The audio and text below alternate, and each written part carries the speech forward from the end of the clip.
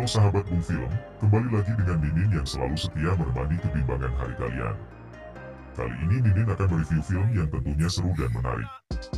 Oke, tanpa basa-basi lagi mari kita mulai, cekidot. Tapi sebelum film dimulai alangkah baiknya di subscribe dan like agar Mimin semangat upload video. Terima kasih. Let's go.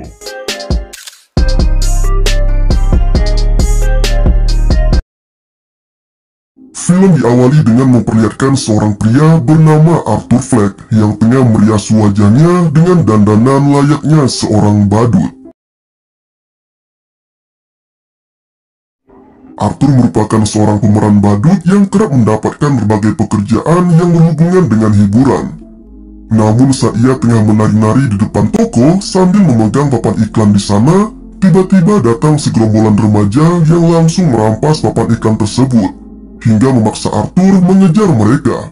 Sialnya di sebuah lorong jalanan, langkah Arthur terhenti begitu saja ketika kawanan remaja nakal itu menghantamkan papan tadi ke arah sang badut yang sedang berlari hingga membuatnya terjatuh. Keesokan harinya, tanpa alasan yang jelas, Randall yang merupakan rekan kerja Arthur memberikannya sepucuk pistol. Meski sempat ditolak oleh Arthur, namun pria gemuk itu berdalih jika pistol tersebut bisa digunakan Arthur untuk membela diri dalam kondisi tertentu. Hingga kemudian ia pun menerimanya dengan sedikit terpaksa. Kali ini Arthur kembali mendapatkan tugas barunya sebagai badut untuk menghibur anak-anak di rumah sakit.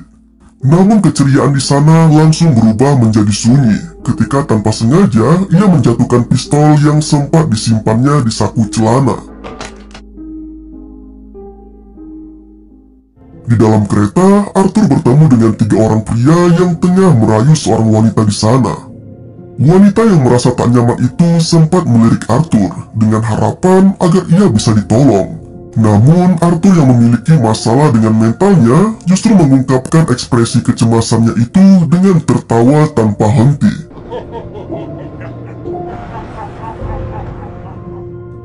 Sontak aksi tersebut telah menarik perhatian ketiga pria di sana. Hingga kini mereka malah membuli Arthur dan memukulinya tanpa henti.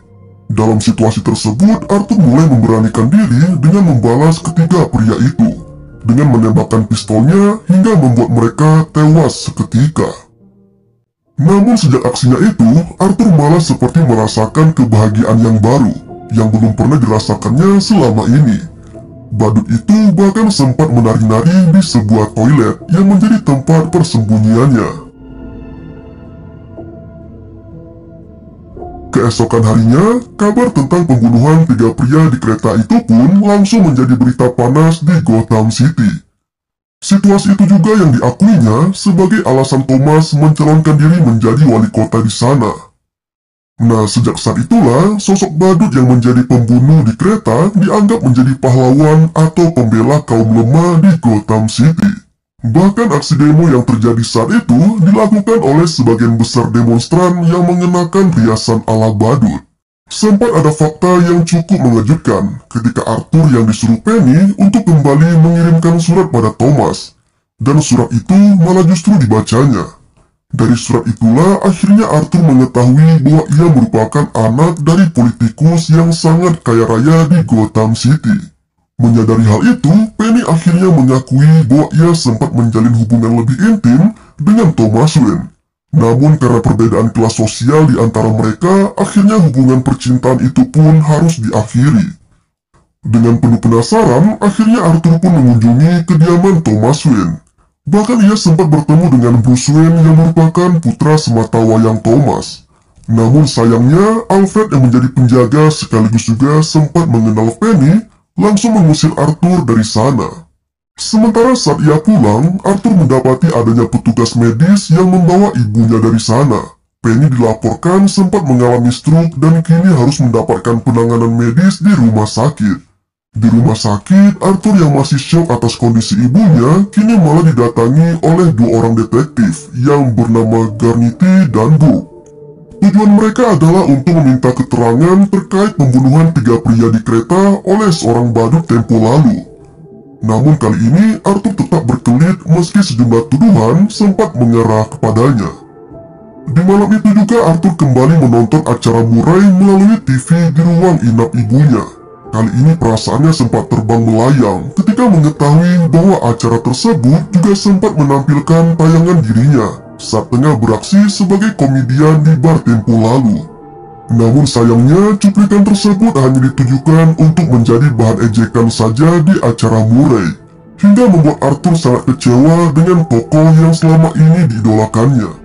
Setibanya di apartemen, Arthur yang kini semakin kacau kembali mendapat pesan di teleponnya dari detektif mengenai pembunuhan pria di stasiun kereta api kemarin.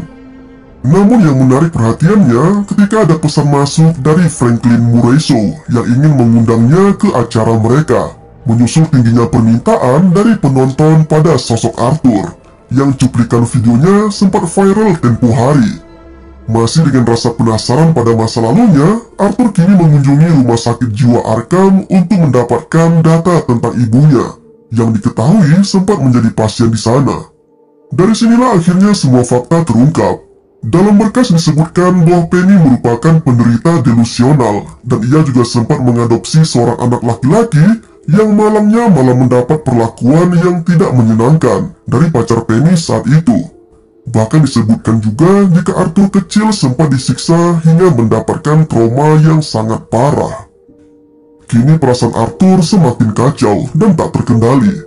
Bahkan ia sempat masuk ke apartemen Sophie seolah ia sudah sangat dekat dengan wanita itu. Namun berbeda dengan Sophie, ia justru merasa sangat asing dengan sosok Arthur dan memintanya untuk segera meninggalkan apartemennya. Dari sini diketahui bahwa ternyata selama ini Arthur hanya berhalusinasi seolah telah sangat dekat dengan wanita itu. Padahal di antara mereka tidak pernah ada komunikasi sama sekali selama ini. Tidak hanya itu saja, dengan semua rasa penyesalan atas fakta yang didapatnya selama ini, Arthur bahkan sampai tega membunuh Penny di rumah sakit dengan membekap wajah ibunya menggunakan bantal. Keesokan harinya, Arthur yang tengah bersiap untuk menuju ke acara Murray, tiba-tiba kedatangan dua mantan rekan kerjanya, yaitu Randall dan si imut Gary. Keduanya datang dengan maksud untuk membahas soal polisi yang sempat menanyai mereka tentang aksi pembunuhan oleh badut di kereta tempo lalu. Namun Arthur yang masih kesal dengan Randall, dia pun dengan tidak santuy menusukkan pisau kecil ke leher dan mata Randall, yang membuat pria gemuk itu langsung tewas seketika. Berbeda dengan Gary, pria menggemaskan itu justru dibiarkan pergi dari sana. Bahkan Arthur sempat membukakan pintu untuknya, sembari menyebut jika Gary merupakan orang satu-satunya yang baik padanya selama ini. Setelah menghabisi Randall, Arthur nampak sangat gembira seolah telah menemukan kembali jati dirinya dan merasakan kepuasan tersendiri dari aksinya tadi. Bahkan ia juga terlihat menari-nari dengan begitu santuy sepanjang perjalanannya. Hingga langkahnya sempat terhenti ketika dua orang detektif yang dulu sempat menginterogasinya kini kembali menghampirinya.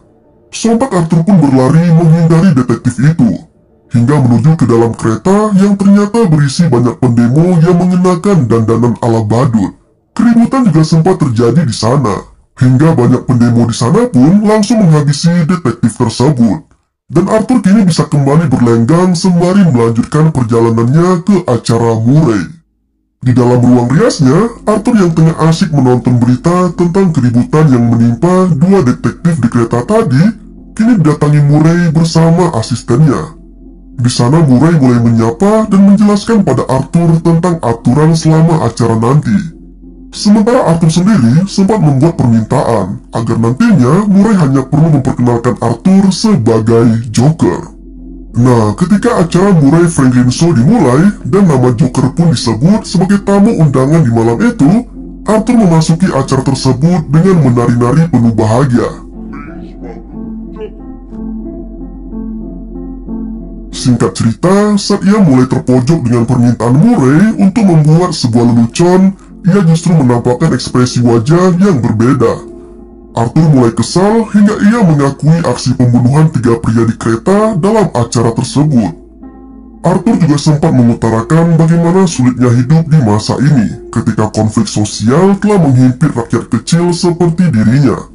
Arthur juga menyebut jika Murray merupakan orang yang jahat karena telah menampilkan videonya hanya sebagai bahan lelucon di acaranya saja. Dan tiba-tiba ia menembakkan pistolnya tepat ke kepala Murray hingga membuatnya tewas seketika. Dan semua orang dalam studio itu berlarian menyelamatkan diri dari sana. Tak butuh waktu lama, kabar tentang terbunuhnya Murray pun langsung menjadi berita panas saat itu, dan membuat aksi demo di Gotham menjadi semakin brutal. Kini semua demonstran merasa bahwa Joker merupakan sosok pahlawan bagi mereka. Sementara Arthur yang sedang dibawa oleh mobil polisi tiba-tiba dikejutkan dengan mobil ambulans yang menabraknya, hingga membuatnya bisa terbebas dari sana. Ia terlihat sangat bahagia ketika semua pendemo menyorakinya, seolah sebagai pahlawan yang telah memperjuangkan suara mereka selama ini. Bahkan Arthur juga sempat menari-nari di tengah kerumunan para pendemo itu.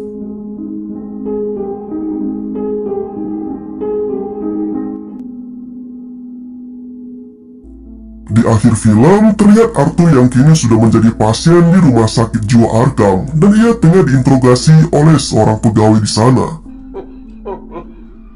Namun tak lama kemudian, ia terlihat berjalan keluar di lorong rumah sakit itu, dengan jejak sepatu yang penuh darah. Dan film pun berakhir dengan begitu tidak santuy.